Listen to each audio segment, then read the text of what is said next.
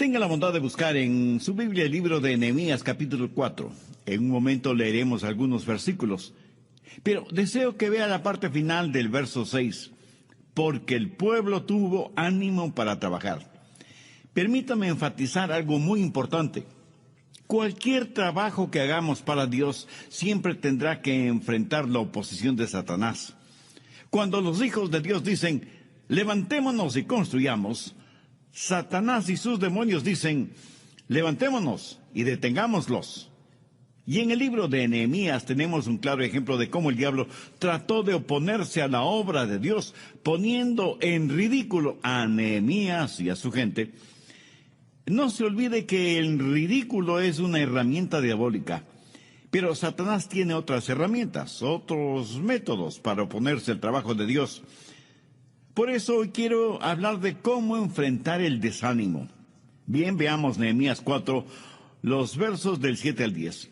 Pero aconteció que oyendo Sanballat y Tobías y los árabes, los amonitas y los de Asdod, que los muros de Jerusalén eran reparados, porque ya los portillos comenzaban a ser cerrados, se encolerizaron mucho y conspiraron todos a una para venir a atacar a Jerusalén y hacerle daño. Entonces oramos a nuestro Dios, y por causa de ellos pusimos guarda contra ellos de día y de noche. Y dijo Judá, las fuerzas de los acarreadores se han debilitado, y el escombro es mucho, y no podemos edificar el muro. Esta es la primera nota desanimadora en todo el libro. Judá dijo, no podemos hacerlo. No podremos terminar lo que hemos empezado. No podremos reconstruir el muro. Mire el verso 11. Y nuestros enemigos dijeron, no sepan ni vean, hasta que entremos en medio de ellos y los matemos y hagamos cesar la obra. Quiero que pensemos primero en la maldición del desánimo y segundo en la causa del desánimo. Yo creo que junto con el ridículo, el desánimo es también una herramienta de Satanás. Algunos piensan que es la principal arma de Satanás. Se cuenta que un día el diablo estaba rematando su caja de herramientas, que contenían herramientas tales como el orgullo, la ociosidad, la arrogancia, la envidia, los celos, el adulterio, la mentira, y en fin, todas esas cosas. Herramientas. Pero sobre una herramienta había una nota que decía, no está de venta. Y alguien le preguntó al diablo, ¿qué clase de herramienta es esa y por qué no está de venta?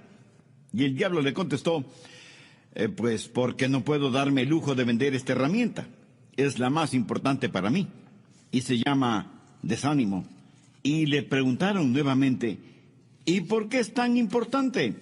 Y Satanás contestó, bueno, con esta herramienta puedo forzar mi entrada en el corazón de los seres humanos y una vez que estoy adentro puedo hacer todo lo que quiera hacer.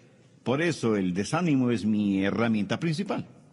Sé que se puede hacer daño con el desánimo y más daño con el desánimo que con ninguna otra cosa y que aquellas personas que consideramos buenas pueden ser víctimas del desánimo. Y si usted no tiene cuidado, también puede ser asaltado por el desánimo. Mire Nehemías 4:10. Y dijo Judá, las fuerzas de los acarreadores se han debilitado y el escombro es mucho y no podemos edificar el muro. Tal vez usted me pregunta, bueno, ¿y quién fue Judá? Era la tribu principal, la tribu que tenía el liderazgo, la tribu de la cual saldría el linaje del Señor. Y esta tribu fue la que dijo, no se puede hacer. Lo repito, aún las mejores personas pueden ser desanimadas. Cuando usted está desanimado, el diablo está en su rastro asegurándose de que la maldición del desánimo caiga sobre usted. Pero muchos se estarán preguntando, ¿cuál es la causa del desánimo? En este pasaje bíblico, los versos 10 y 11, hay por lo menos 3 causas evidentes para el desánimo: cansancio, fastidio y amenazas. Ahora, cuando usted está cansado, está hastiado y es amenazado, le puedo asegurar que se desanimará. Note que ellos que estaban trabajando, y trabajando muy duro, por lo que en medio de la labor se sintieron cansados. Pero no estaban tan cansados físicamente, sino emocionalmente, frente a la presencia y la amenaza del enemigo. En el verso 6 se nos dice que terminaron el muro hasta la mitad de su altura. ¿Ha notado que cuando un grupo humano se prepara para hacer algo, todos están entusiasmados, emocionados? Y cuando estamos próximos a finalizar la obra, todos deben agradecer y alabar a Dios. Pero ¿sabe cuál es el tiempo más peligroso en este proceso? Es cuando se está a mitad del camino. ¿Qué es cuando uno puede sentirse desanimado? Tal vez usted y sus hijos o sus amigos han subido una montaña. No parece ni tan alta ni tan lejana. Pero cuando comienza a subirla y más o menos a mitad del camino, usted mira hacia atrás, mira hacia abajo, mira hacia arriba y dice, creo que es tiempo de regresar. A mitad del camino, usted ya está cansado. Y los estudios y estadísticas muestran que la edad media es la edad del desánimo. ¿Sabía que muchos hombres y mujeres tienen dificultades cuando llegan a esa extraña época conocida como la Edad Media? Y los chistes abundan acerca de lo que nos sucede en la Edad Media. Si usted le pregunta a una mujer de más de 50 años qué edad tiene, le puedo asegurar que le contestará que está en la Edad Media. Esa es la edad en la que podemos meternos en problemas. Fue durante esa edad que el rey David tuvo problemas, durante la Edad Media. En la reconstrucción del muro, alguna gente estaba agotada, cansada físicamente, y cuando usted está cansado físicamente, el diablo va a estar tras su huella. Le corresponde a usted el mantenerse físicamente fuerte, alerta, despierto. Duerma las horas necesarias, tome vitaminas, aliméntese saludablemente, haga ejercicios, practique algún deporte. Haga lo que tenga que hacer para que el diablo no le sorprenda cansado. Un filósofo francés dijo lo siguiente: tengo tanto que hacer hoy que sencillamente me voy a ir a dormir. Entonces, vea usted, primero estaban cansados. Segundo, se sentían abrumados por el tamaño de la obra, y en vez de ver esa obra un día a la vez, por etapas, lo vieron todo en conjunto, vieron la enorme cantidad de escombros y dijeron que ese trabajo no se podía realizar. Cuando uno mira el total de la obra y piensa que debe terminarla en un día, por supuesto que no podrá hacerlo. La vida se la camina centímetro a centímetro, no metro a metro, y mucho menos kilómetro a kilómetro. ¿Le parece a usted que todo se le está amontonando? ¿Que nunca podrá terminar tanto de lo que tiene que hacer? Amiga, amigo, usted tiene una vida que construir, usted tiene un carácter que definir, usted tiene una familia que edificar, usted tiene un negocio que desarrollar. Todos somos constructores y a veces los materiales se amontonan y pensamos que no podemos hacerlo, que es demasiado. Pero debemos tener en cuenta algo muy importante. Ningún trabajo se puede realizar si es que no se quitan los escombros. Veamos Nehemías 4:10. Y el escombro es mucho, y no podemos edificar el muro. ¿Sabe que uno de los trabajos más duros no es el poner los ladrillos, sino el remover los escombros? La mayoría de nosotros no queremos hacer eso. Pero si no removemos los escombros o la basura, no podremos hacer el trabajo. Y aunque aquí se habla de escombros físicos, literales, por analogía podemos decir que hay mucha basura teológica y doctrinal que debe ser removida. Hay cualquier cantidad de basura moral que es necesario botar. Hay mucha basura tradicional que hay que sacarla del camino para volver a la solidez que es la roca de la palabra de Dios, para hacer solo lo que Dios nos diga que debemos hacer. Se cuenta que un acaudalado empresario constructor compró el enorme terreno que había sido por muchos años el basurero de una ciudad. Luego, en enormes camiones trajo cientos y cientos de toneladas de grava y de tierra y comenzó a cubrir toda esa basura. Luego trajo aplanadoras y compactadores de tierra que por muchas semanas estuvieron trabajando, aplanando, compactando y nivelando la tierra. Después puso calles, avenidas, aceras, parques, fuentes de agua y construyó una moderna urbanización con hermosas casas. La gente, por supuesto, compró rápidamente las casas y todo ese conjunto se volvió un hermoso vecindario. Pero después de algún tiempo, el suelo comenzó a hundirse. Las paredes de las casas empezaron a desnivelarse y a fracturarse. Se abrieron enormes zanjas en las calles, las veredas se resquebrajaban y la gente comenzó a abandonar las casas porque era evidente que terminarían hundiéndose y destrozándose. ¿Por qué sucedió eso en ese moderno y lindo vecindario? Porque todas esas casas fueron construidas en realidad sobre la basura. Usted no construiría su casa sobre la basura, ¿verdad? Pues le diré que usted no puede construir su vida sobre basura. Y aunque a veces es muy duro el cavar hasta encontrar roca sólida, vale la pena hacerlo si queremos construir algo que perdure. Es cierto, el trabajo puede ser tedioso y agotador.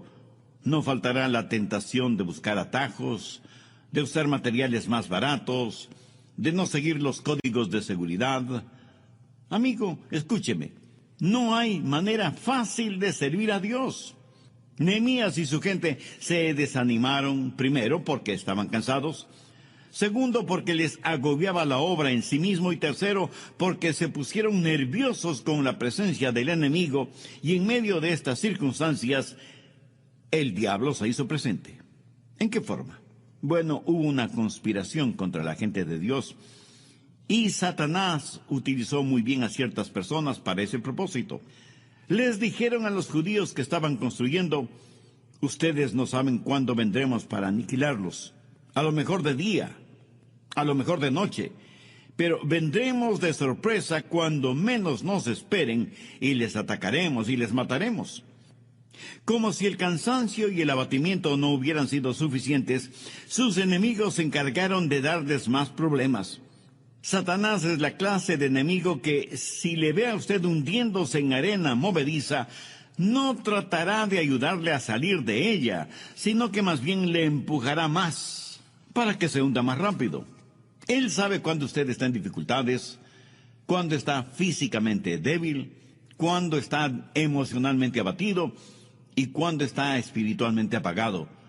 Él sabe exactamente cuándo usted está al límite de su capacidad de aguante, y es cuando Él ataca, y ataca ferozmente. No en vano la Biblia lo describe como león rugiente, y cuando eso sucede usted, por supuesto, se sentirá desanimado. Verso 12. Pero sucedió que cuando venían los judíos que habitaban entre ellos, nos decían hasta 10 veces, de todos los lugares donde volviereis, ellos caerán sobre vosotros. Esto es interesante porque significa que aún los judíos que vivían entre los enemigos del pueblo de Dios sabían que se planificaba un ataque para impedir continuar la obra. Y ellos mismos decían que podía ser realizada. Ahora, ¿cuál es el remedio para el desánimo? Nehemías fue un gran hombre de Dios, un extraordinario líder, y quiero que note los pasos que Nehemías dio para animar a aquellos que habían sido desanimados. Note cuidadosamente lo que él hizo. Primero, armó a la gente. Mire lo que dice el verso 13. Entonces, por las partes bajas del lugar, detrás del muro y en los sitios abiertos, puse al pueblo por familias, con sus espadas, con sus lanzas y con sus arcos. Si hay un enemigo, necesitamos estar armados. Prever es mejor que lamentar. Nehemías se aseguró que todos tuvieran sus espadas, sus lanzas y sus arcos. Es una locura enfrentar al enemigo sin armadura y sin armas. Busque Efesios 6:11. Vestíos de toda la armadura de Dios, para que podáis estar firmes contra las acechanzas del diablo. ¿Sabe cuál es su armadura? Conoce las armas que Dios le ha dado para que pueda enfrentar al enemigo. Nuestras armas no son carnales, pero como son de Dios, son poderosas para destruir fortalezas maléficas. Entonces, lo primero que hizo Nehemías fue armar a su gente. Y yo quiero prepararle a usted para que esté listo para el impacto con el enemigo. Nehemías fue un gran líder. y vio la necesidad de que su gente estuviera armada. Segundo, animó convencidamente a su gente. Verso 14. Después miré y me levanté y dije a los nobles y a los oficiales y al resto del pueblo: no temáis delante de ellos, acordaos del Señor grande y temible. ¿No le fascina eso? Les dijo: no tengan temor, no se desanimen, recuerden quién es nuestro Dios. Y si Dios con nosotros, ¿quién contra nosotros? El Señor es nuestro ayudador y no debemos temer lo que puedan hacernos los hombres. Esperemos en Dios y Él renovará nuestras energías.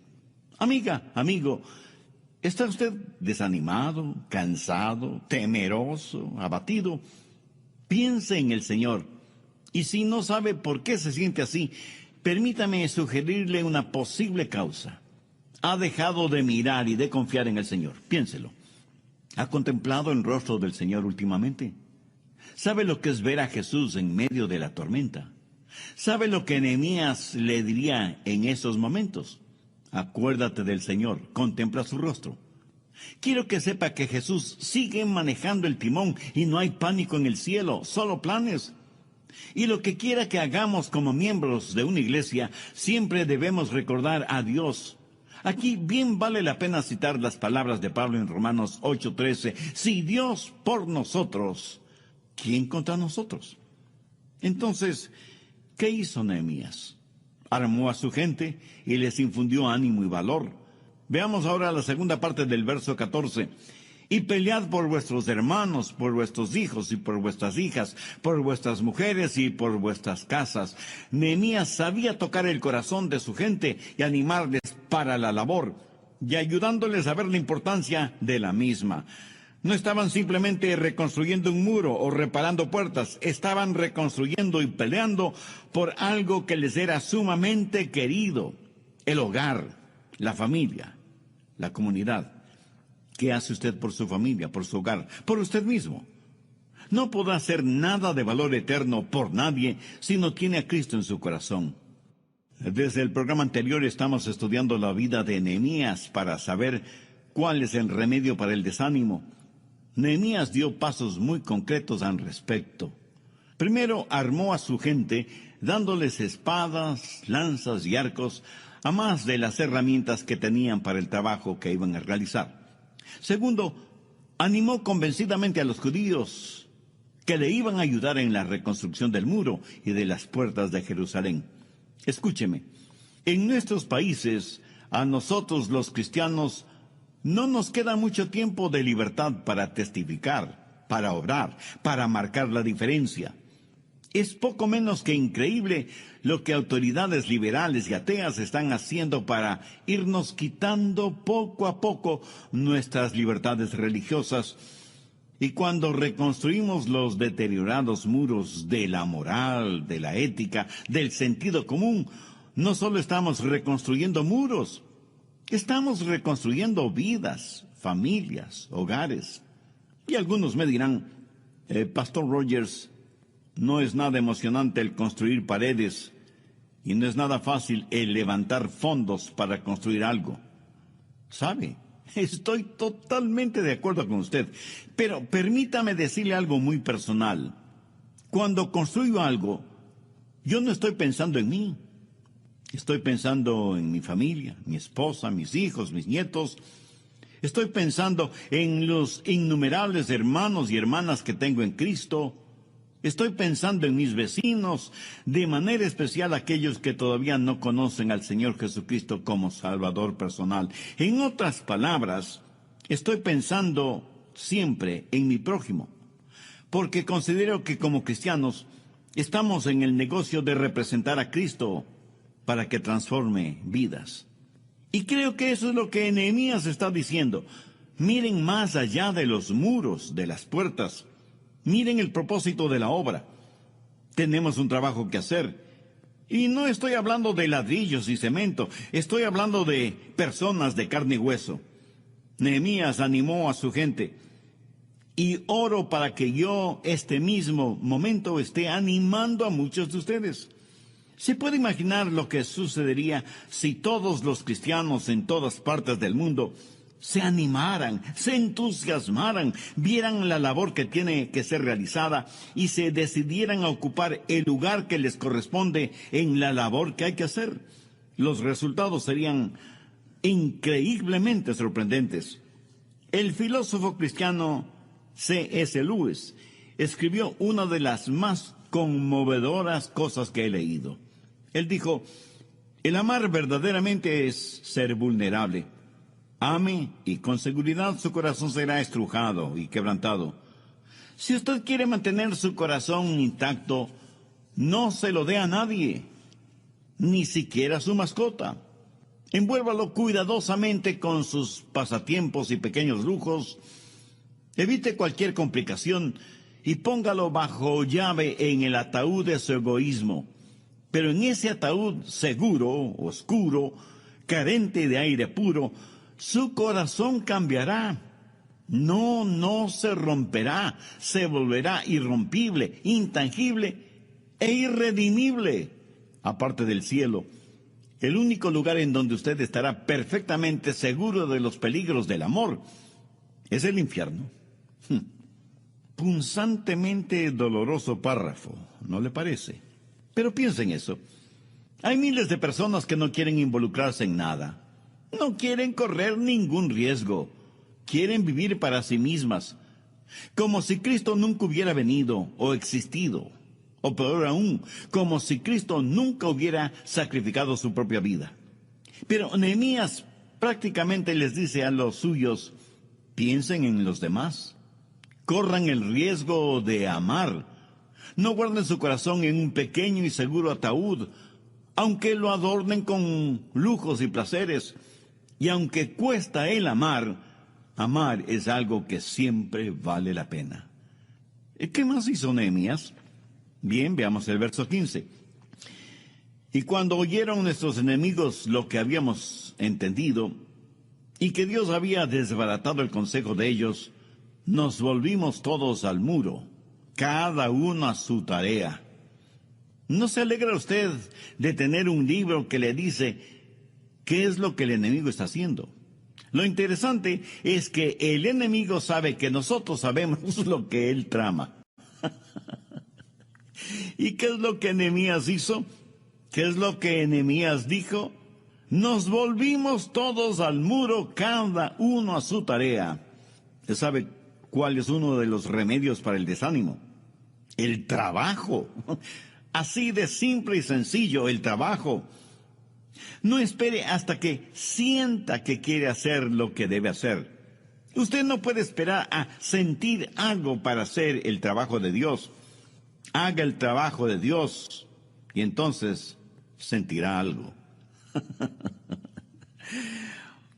Otro de los remedios para el desánimo es no mirar la obra en su totalidad, sino concentrarse en la parte, en la porción que Dios le ha asignado a usted. Y hágala hoy. No piense que la carga es demasiado grande para usted. Pudiera ser que usted no sea lo suficientemente grande como para llevar esa carga, pero Dios le dará la fortaleza necesaria para llevarla. ¿Pero qué más hizo Nehemías? Verso 16. Desde aquel día la mitad de mis siervos trabajaba en la obra, y la otra mitad tenía lanzas, escudos, arcos y corazas.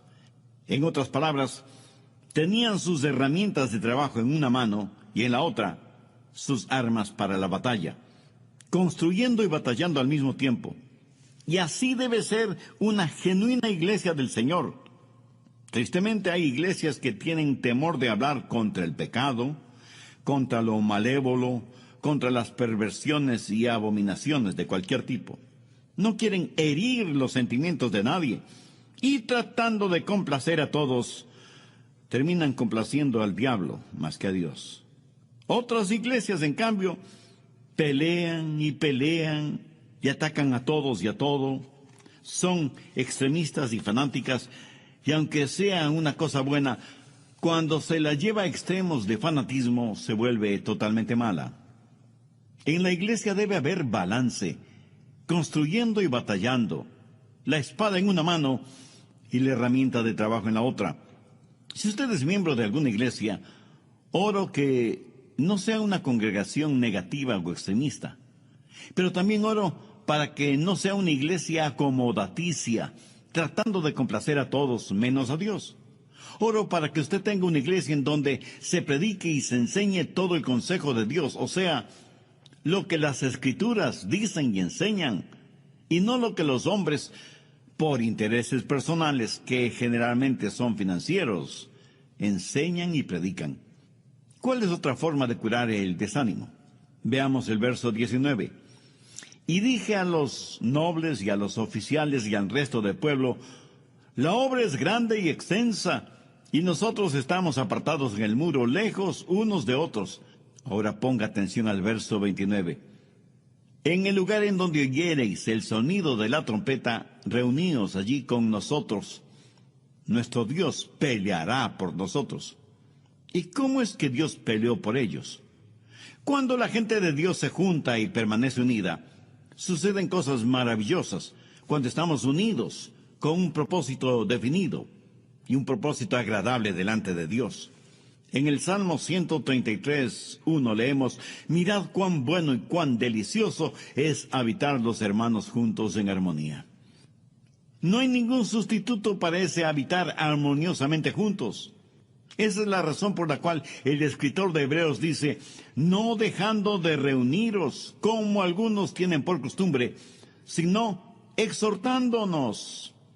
Esto quiere decir, nos reunimos para alabar y adorar a Dios ciertísimamente, pero también para mostrarnos afecto mutuo, consideración y animarnos, estimularnos los unos a los otros para el amor y las buenas obras. Escuche, este ministerio radial no debe ser sustituto para su asistencia a su respectiva iglesia.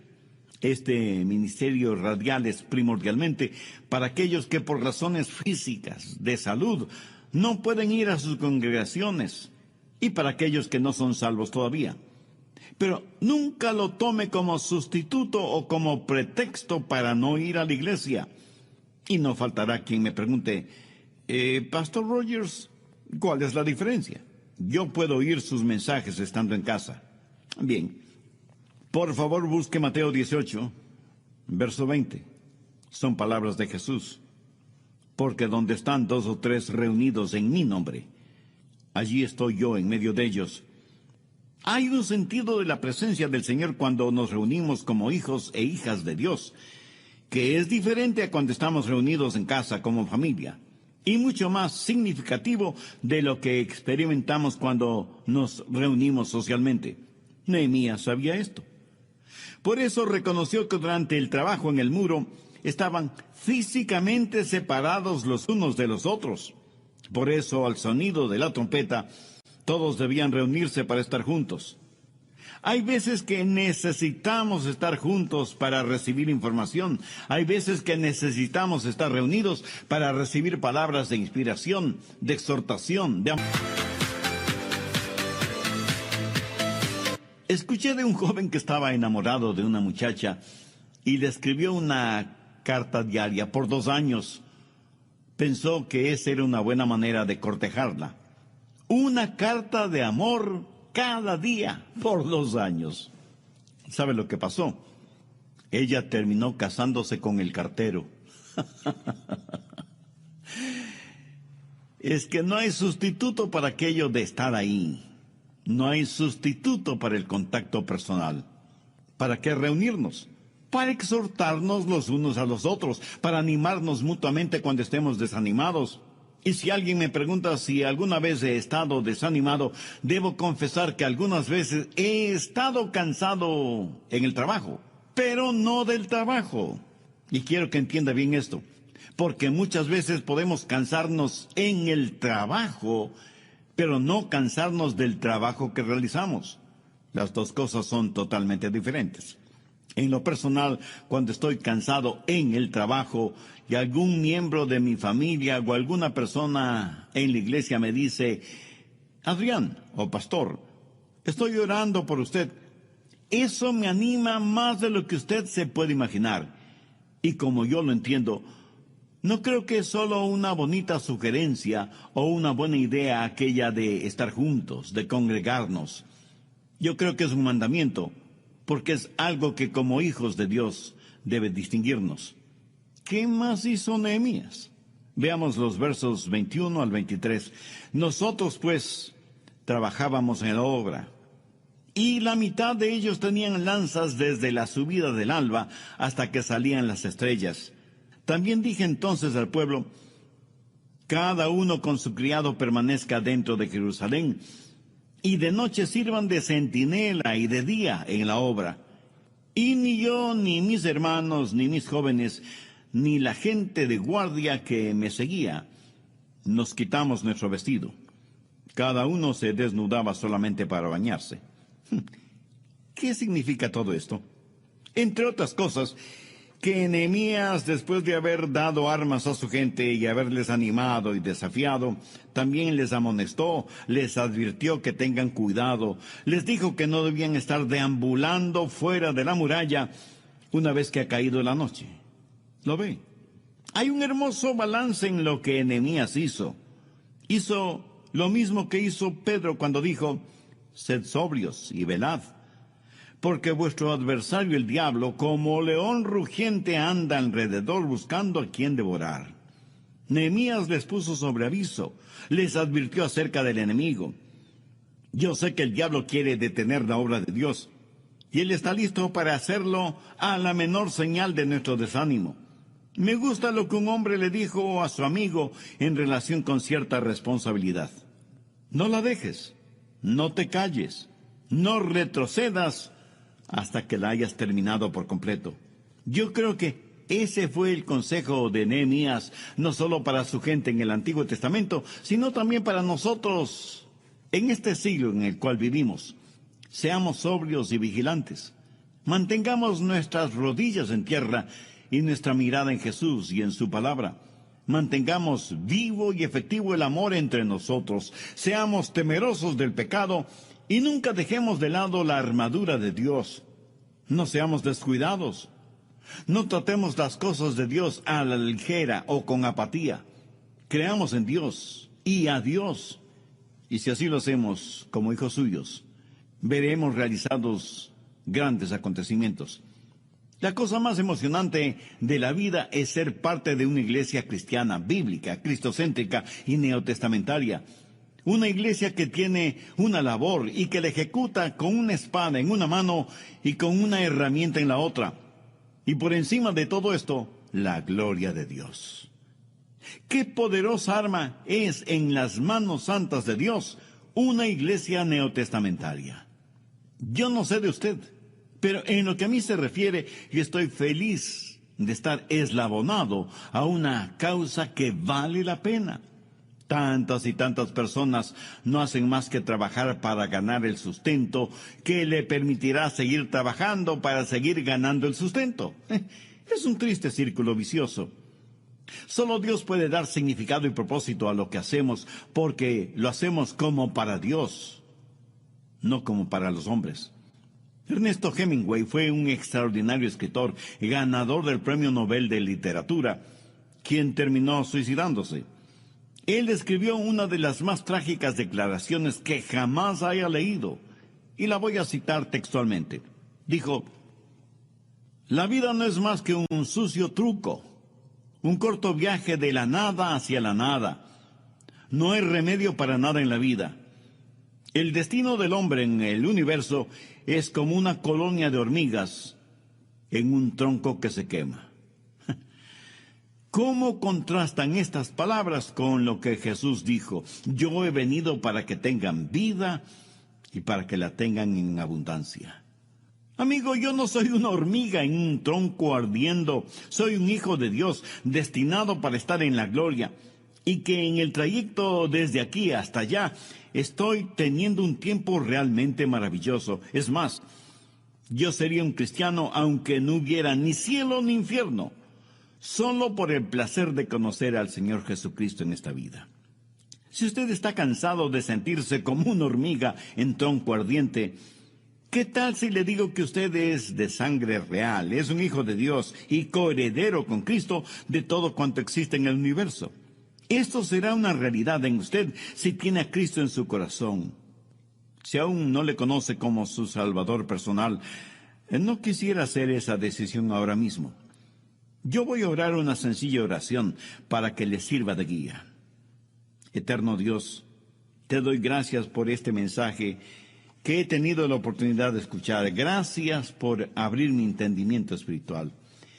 Me reconozco pecador delante de ti y vengo en busca de tu perdón y tu ayuda.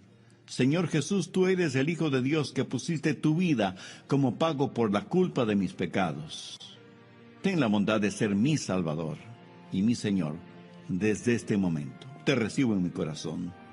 Perdóname, límpiame, sáname, sálvame.